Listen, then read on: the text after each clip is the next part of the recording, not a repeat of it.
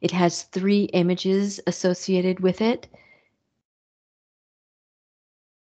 And context for this is that the Guggenheim family made money in mostly in mining, lots of other things, but mostly mining. They support and run museums around the world.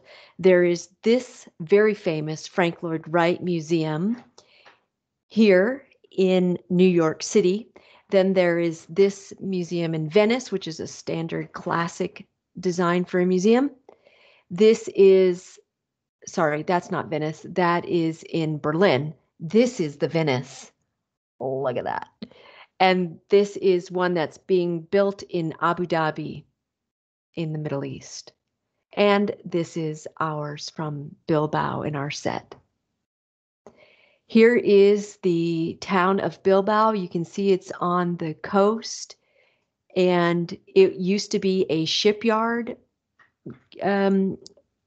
city, really focused toward the sea, had lots of factories. They made, used a lot of coal, produced steel, big industrial town.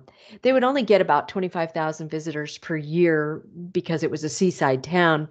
Once the Guggenheim Museum was built, they have had over 4 million people in the first 3 years.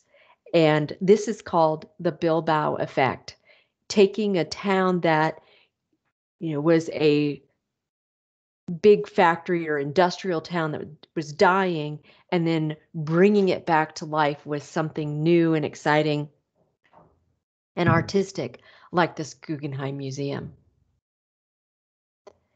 The form and content of this is that the designer, Frank Gehry, the architect, he had to really work within the constraints of a river, a huge bridge here, and there is a railroad track going through here. Oh, right. The railroad track, I guess, gets hidden behind here.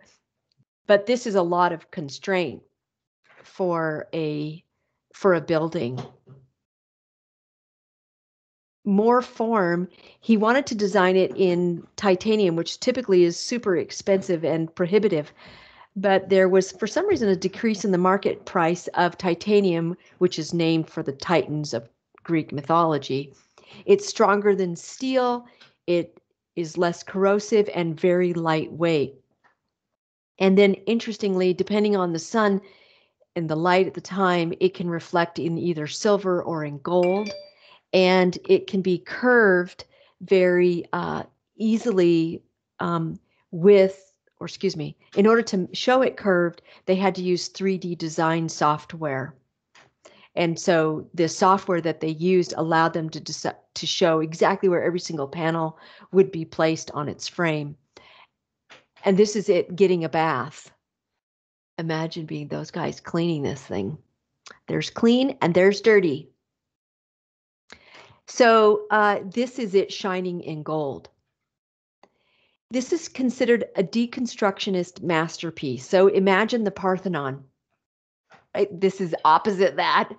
Rather than Doric columns and a triangular pediment, this one either resembles a boat, a ship. I think here it resembles a ship, or it resembles a flower.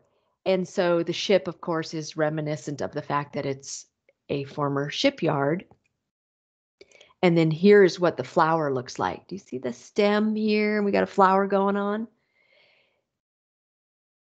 Pretty cool.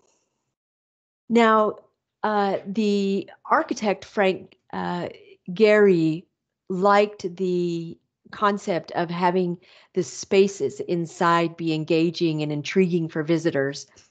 So this is one of our 3 images, and it shows, do you see down here the stairs? This is the atrium entrance. Huge, very vertical. And then inside, there are 19 different gallery spaces, varying sizes, so it can accommodate lots of different types of art installations. And the interior, you can see, is just super interesting. And here's another view of, this is the interior space.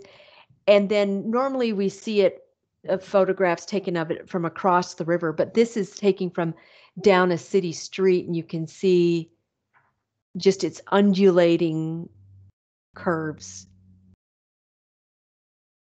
So ultimately, the function of the Guggenheim Museum at Bilbao by Frank Gehry, architect, is that its design has engaging spaces for visitors. It's not the standard 4 square wall rooms.